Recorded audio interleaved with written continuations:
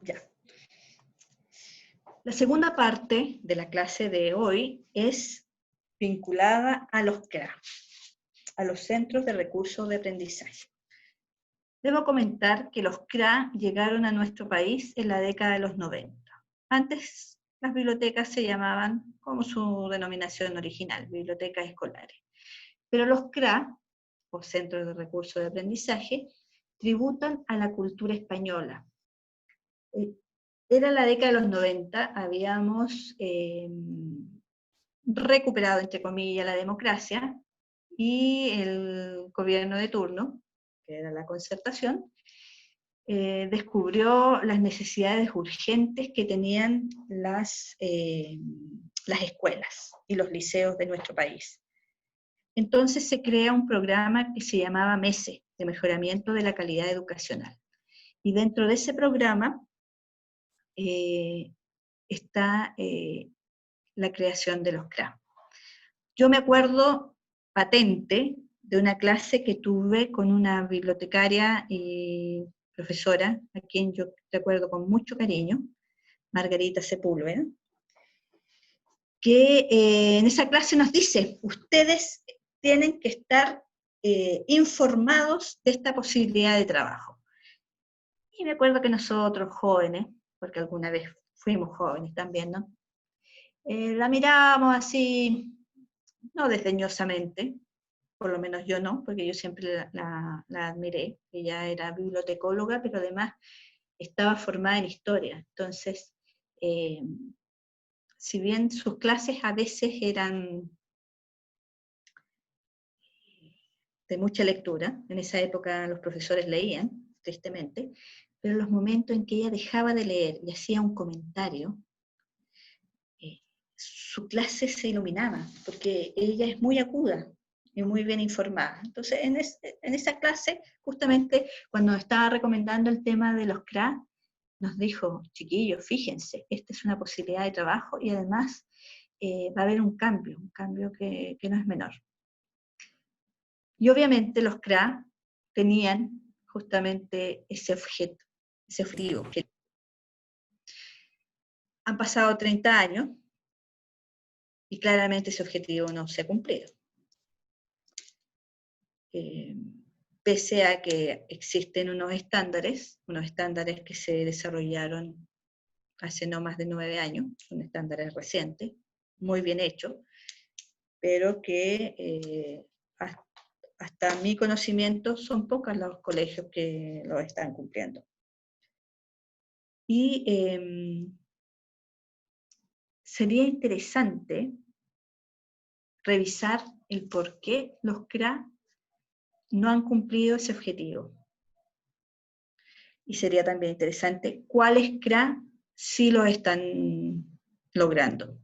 Porque así como dijimos que las bibliotecas universitarias tributan a la misión de la universidad y son el resultado de la cultura de esa organización, los CRA, bajo una mirada sistémica, les acontece algo parecido. No podríamos hablar de la misión del colegio, pero sí podríamos hablar de la razón de ser de ese colegio y también de su cultura, de la cultura que va desarrollando, se va plasmando en esa organización.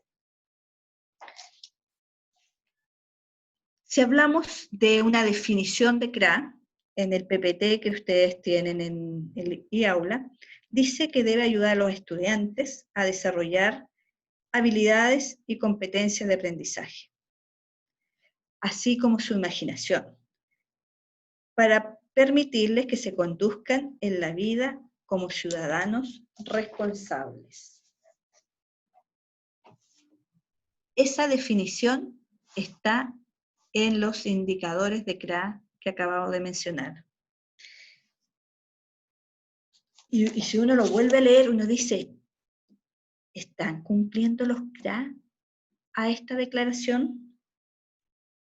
Porque los CRA tienen que ayudar a los estudiantes, no estamos hablando de alumnos. Alumnos, etimológicamente quiere decir sin luz. Estudiantes, estamos hablando de personas que están imbuidos en su desarrollo. Estamos hablando de habilidades y competencias de aprendizaje y además estamos enfocándonos en la imaginación. Y además le agregamos la mirada de la ciudadanía. ¿Estará correcta esta definición a la luz de lo que estamos viviendo?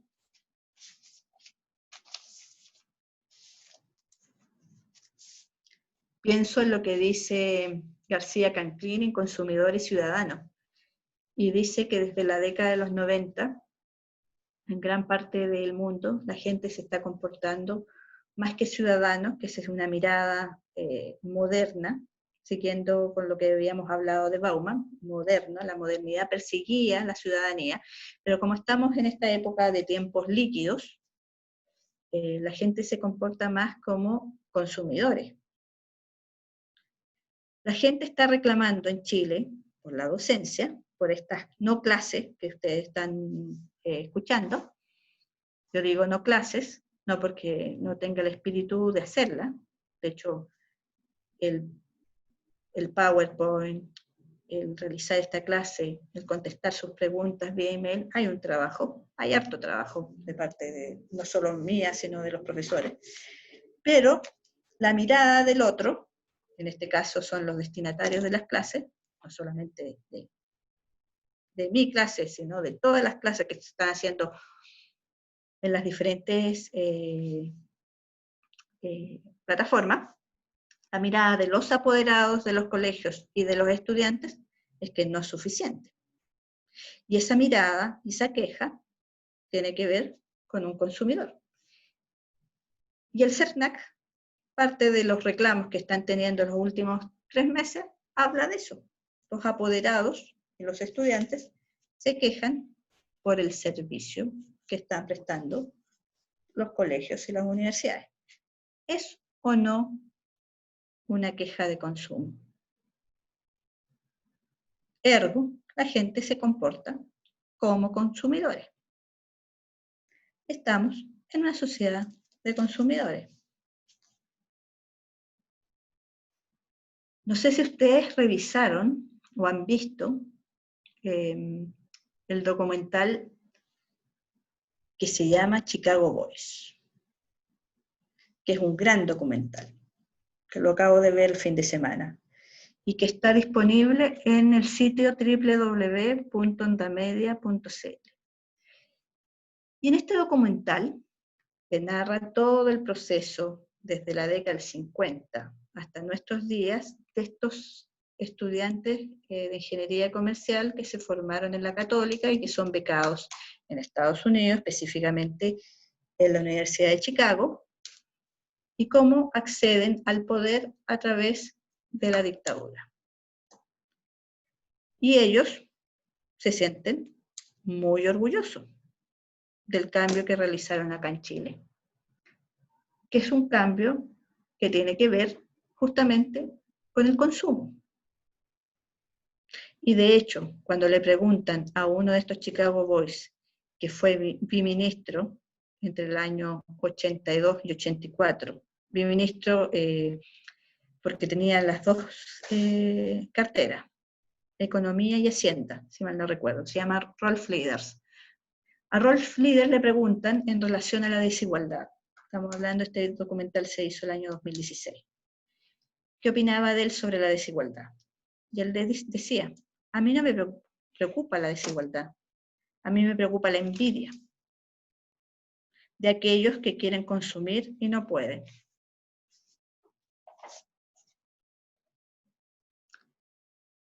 También lo decía Ernesto Fontaine, que es otro de los entrevistados. Él lo dice,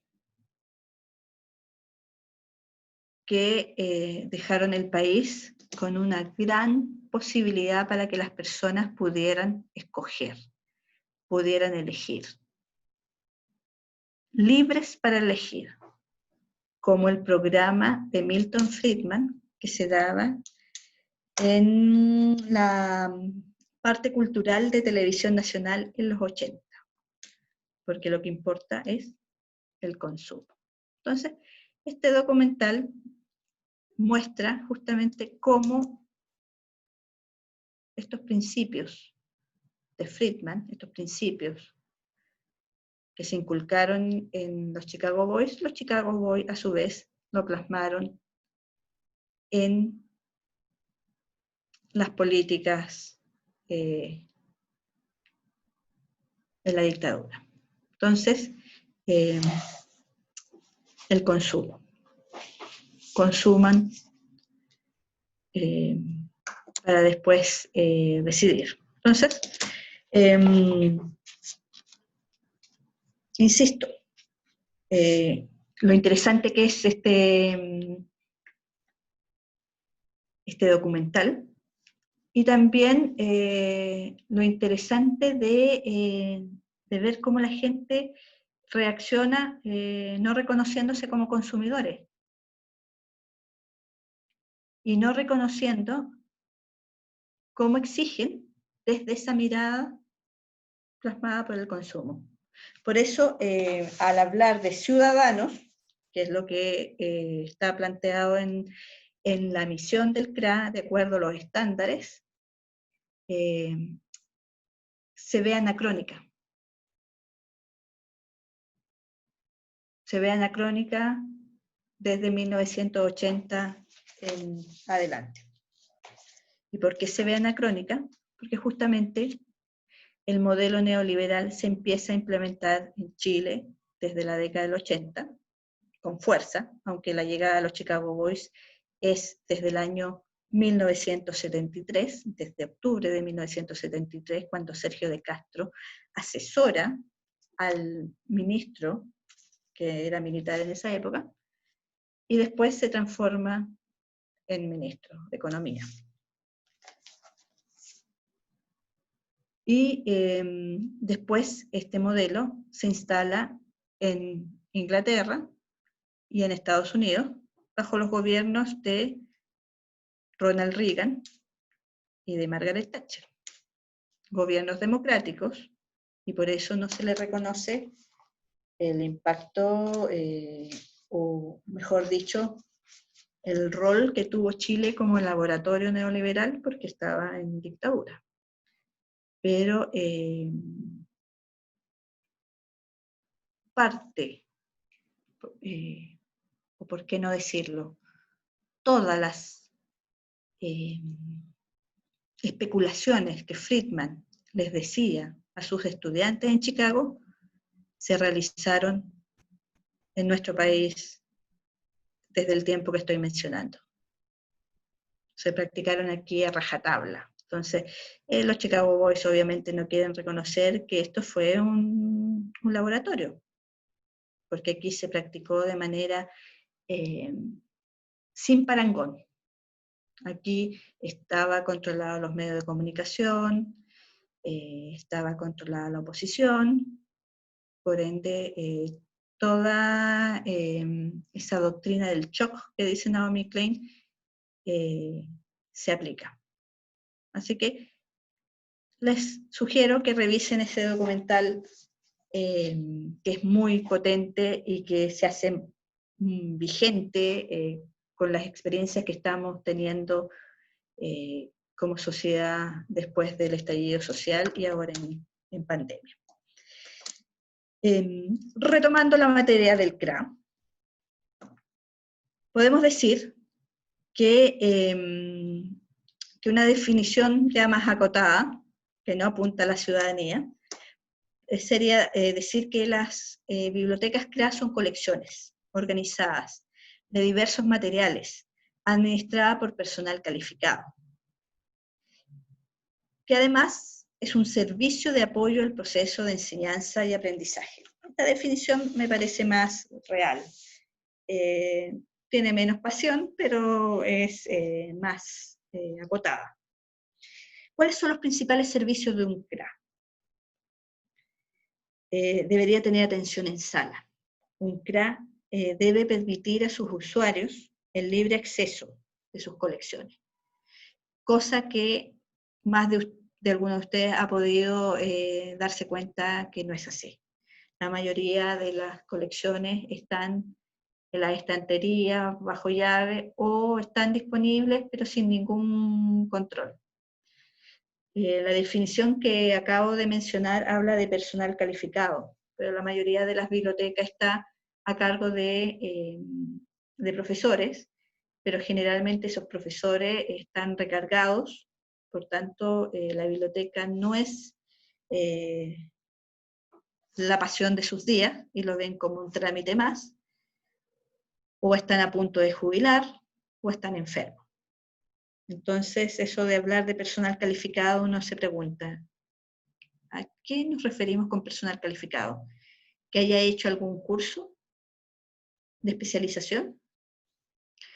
¿Que esté familiarizado con la colección? En el CRA, en los estándares del CRA hay una serie de características que sería interesante que ustedes revisaran para que después lo pudiéramos conversar. No sé en qué momento lo pudiéramos conversar, pero está ahí la posibilidad de diálogo. Porque hace un tiempo estoy pensando que parte del rol que debe tener una persona encargada del CRA es que tenga una pasión fundamental por la lectura y por el conocimiento. Si la persona que está a cargo del CRA lo ve como un trámite, obviamente que eso se va a transformar como tal. Y la hipótesis que yo les estoy planteando ahora, que es parte de una tesis que estamos trabajando en la UTEM, tiene que ver con el gusto de la lectura, pero con estudiantes de básica. Y conversando con las futuras colegas, ellas me decían que habían encontrado muchos documentos en donde se hablaba del rol del profesor de lenguaje en torno al fomento lector.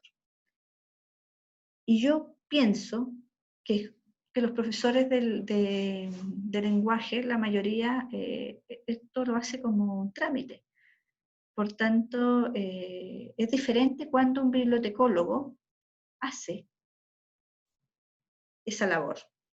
Y se nota, porque por ejemplo, en relación a novela gráfica, en X Colegio de Santiago, los profesores de lenguaje en ese colegio no les gustaban las novelas gráficas, los cómics ni las mangas. Por tanto, la mayoría de los estudiantes no los escogía. Pero la colega, que tenía una colección muy buena de cómics, y a ella también le gustaba, coloca estratégicamente en los atriles diferentes textos en cómics.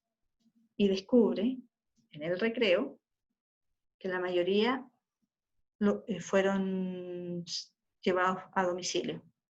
Y que los estudiantes, sobre todo de básica, séptimo y octavo, estaban felices. Entonces uno dice, ¿qué pasa acá? ¿Cuándo es gusto auténtico y cuándo estás pasado por el poder?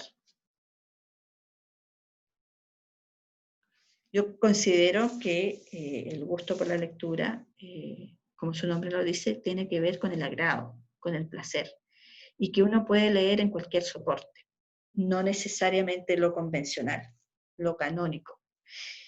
Y que ese rol de la lectura por gusto debería ser un desafío para todos los bibliotecólogos que trabajamos en los CRA, pero además deberíamos sistematizarlo. Faltan estudios que documenten esta impresión que yo tengo, esta hipótesis o pseudohipótesis que acabo de lanzar, de que somos los bibliotecólogos los agentes en relación al gusto por la lectura. ¿Y por qué digo eso? Porque, por ejemplo, hay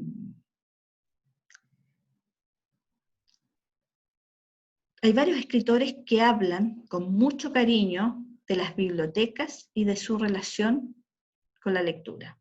Y eso quiere decir su relación con los bibliotecarios o las personas que estaban a cargo de la biblioteca. Uno de ellos, por ejemplo, Oscar Castro. Oscar Castro, en La vida simplemente, cuenta su primera experiencia con la lectura, cuando él era un niño de la calle, un niño marginal, que se acerca a la Biblioteca Pública de Rancagua, y que el bibliotecario en ese momento lo ve llegar a su mesón y en vez de discriminarlo y sacarlo, porque él no estaba sucio, no está vaciado, como generalmente se esperaba que fueran los usuarios de este templo, él le dice, ¿quiere leer? ¿Le gustaría leer algo? Y le pasa su primer libro. Y Óscar Castro, el escritor rancagüino, el gran escritor rancagüino, que es un escritor extraordinario, que lamentablemente falleció muy joven, víctima de la tuberculosis, él después tiene un impacto no solamente regional y nacional, por sus obras, la mayoría costumbristas, pero además por una lírica que es extraordinaria, sus poemas. Y además él fue bibliotecario. Él trabajó como bibliotecario escolar en el liceo que lleva su nombre en Rancagua. Y también sostengo que yo soy bibliotecaria por esa lectura, por esa experiencia de Óscar Castro. O sea, yo leí esa página y consideré que tenía que ser muy glorioso el trabajo del bibliotecario, que tenía que ser extraordinario. Y por eso estudio bibliotecología. Los otros dos escritores que hablan de las bibliotecas de manera extraordinaria es Ray Bradbury y Asimov, que es la cita que está al final de la presentación y que también leeré cuando terminemos esta clase. Entonces, si estos extraordinarios escritores tienen esa opinión de la biblioteca y de la relación con la lectura, mi hipótesis no es tan descabellada. Los bibliotecólogos somos agentes del gusto por la lectura. No solamente en la biblioteca escolar, que es la temática que estamos desarrollando ahora, sino también en las bibliotecas universitarias, públicas, como vimos en la clase anterior, y en general en todo tipo de unidades de información.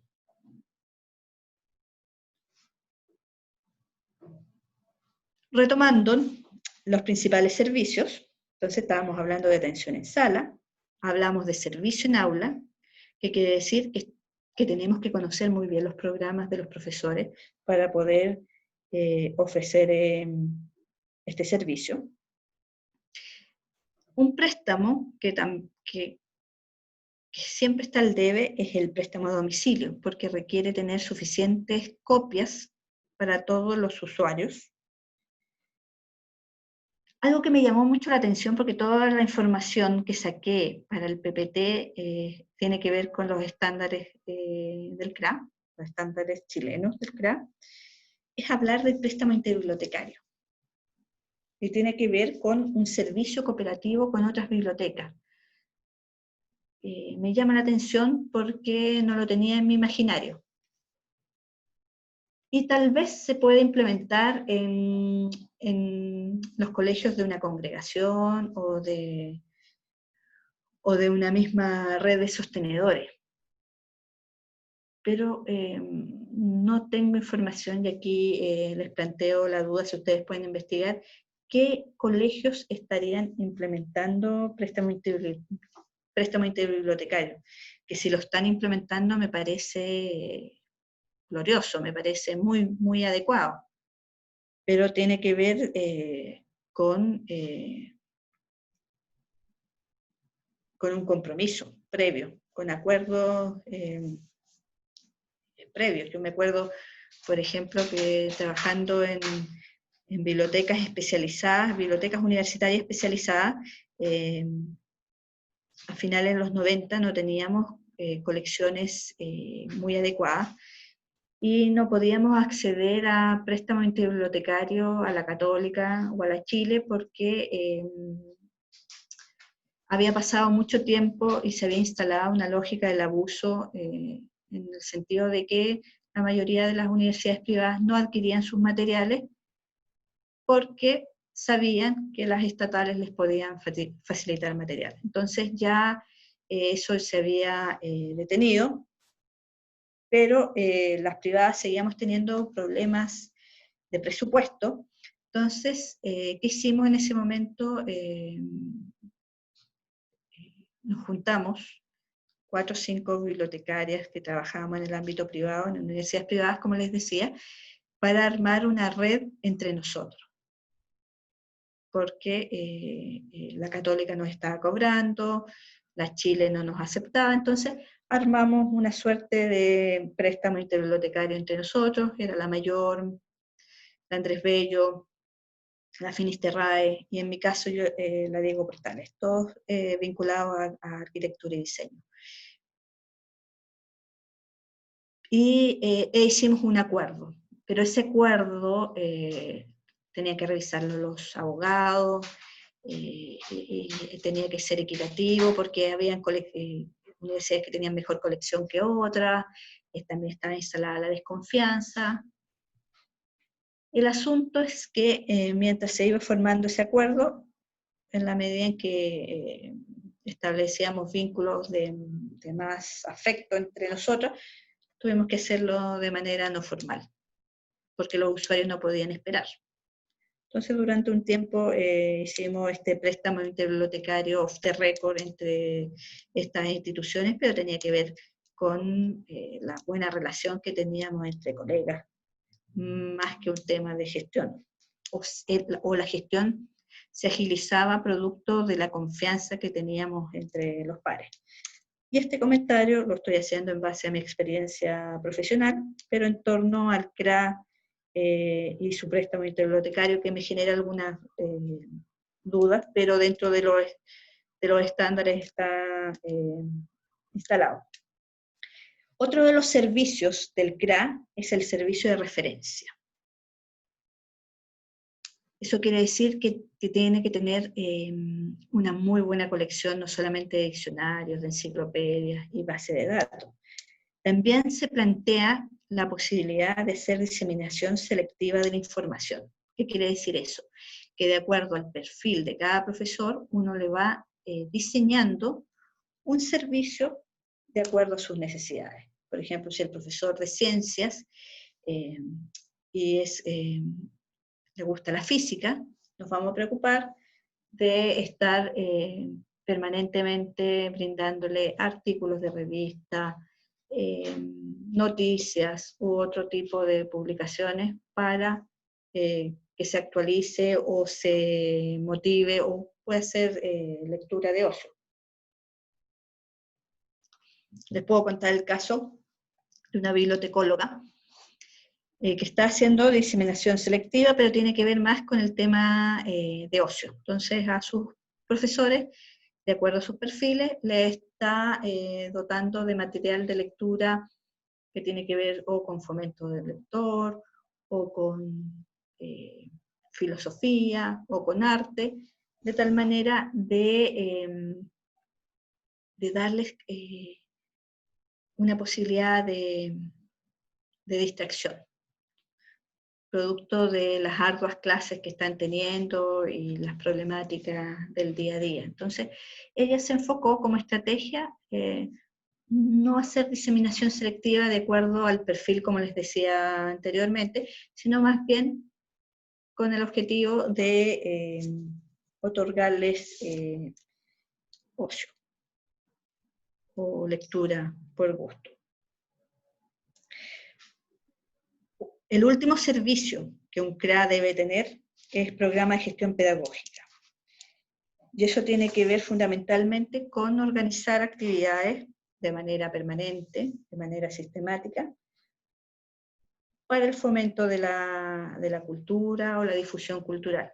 Si ustedes se fijan, el ejemplo que yo estaba haciendo está más cercano a un programa de gestión pedagógica, más que una diseminación selectiva. O es un híbrido entre ambos servicios. Estos son los servicios que prestan las bibliotecas escolares en nuestro país, o debería ser el ideal de los servicios de biblioteca escolares. ¿Cuántos servicios de estos ustedes ocuparon? ¿Solamente préstamo a domicilio? ¿Tuvieron servicio en el aula? ¿Accedieron a préstamo interbibliotecario? ¿Alguien les dio un servicio de referencia?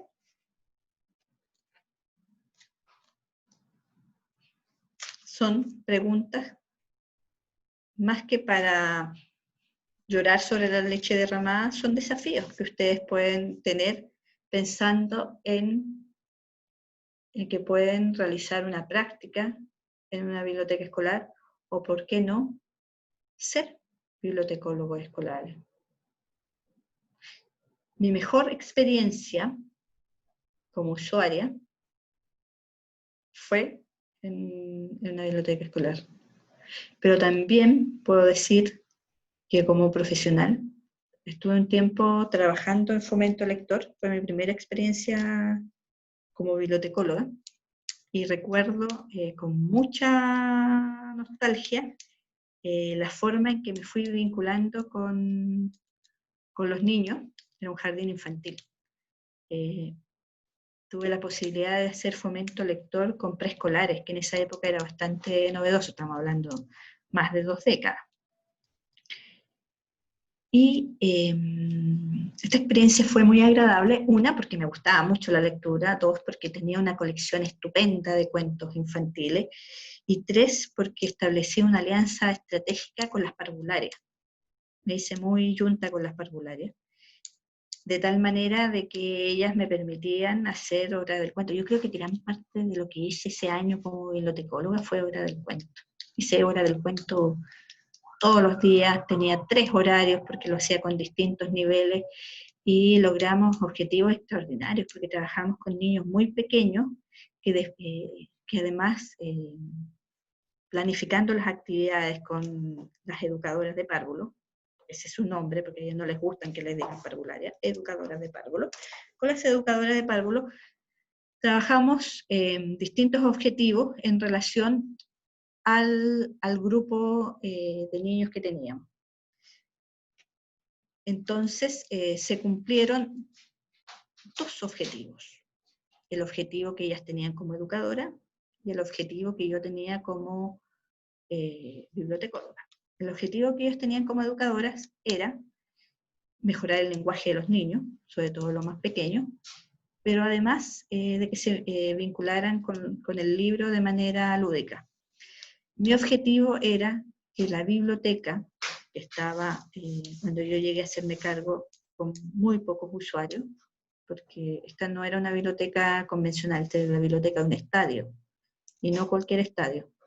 Por tanto, yo no solamente trabajaba con las parvularias, con las educadoras de párvulo y sus educandos, sino que yo trabajaba con toda la comunidad de ese estadio. Entonces a mí me interesaba que, o mejor dicho, el objetivo de esa biblioteca era aumentar sus usuarios. Y gracias a ese trabajo que tuvimos con el jardín infantil, los indicadores de uso de la biblioteca fueron bastante altos, porque empezaron a llegar las mamás, los papás, las abuelitas y otros familiares que al escuchar el relato de la estudiante, del niño que iba a la biblioteca y su experiencia de gusto por la lectura, ellos también querían conocer esa biblioteca. La biblioteca que yo estoy contando es la biblioteca del Estadio Español de Santiago. Y trabajar en una biblioteca, en un estadio, es bastante complejo, porque la biblioteca es lo que menos se usa en un estadio conspicuo, un estadio muy sofisticado, en donde la oferta de servicio va desde una piscina temperada hasta un restaurante. Y la biblioteca es como el delirio de un estudioso, de un filólogo, porque esa era la especialidad de mi jefe, que quería desarrollar una colección de literatura española y para eso se contrató una bibliotecóloga. El tema del fomento lector era una estrategia que establecí yo para darle más valor a mi trabajo y porque además me gustaba. Pero no había sido contratada o no estaba dentro del perfil que se me pedía cumplir. Entonces, esta experiencia que yo estoy narrando se tornó bastante grata justamente por esto del fomento lector y del gusto por la lectura. Para finalizar la clase, me voy a dedicar unos minutos para leer la cita de Asimov. Como comenté hace media hora, Asimov es uno de los autores que más disfruta de las bibliotecas. Y por eso hace esta cita. Que cuando yo la leí, yo no la conocía hasta antes de preparar este PPT, me pareció entrañable y por eso la utilicé en esta presentación. No es solo una biblioteca, es una nave espacial que te llevará a los puntos más lejanos del universo. Una máquina del tiempo que te llevará al pasado lejano y al lejano futuro. Un maestro que sabe más que ningún ser humano. Un amigo que te divertirá y te consolará. Y sobre todo, una salida a una vida mejor, más feliz y más útil. ¿No consideran ustedes que la biblioteca es eso? Más que una nave espacial, más que una máquina de tiempo, más que un maestro, un amigo. Yo creo que las bibliotecas, y por ende estudiar bibliotecología, es un privilegio. Y tenemos que estar a la altura de ese privilegio. Muchas gracias.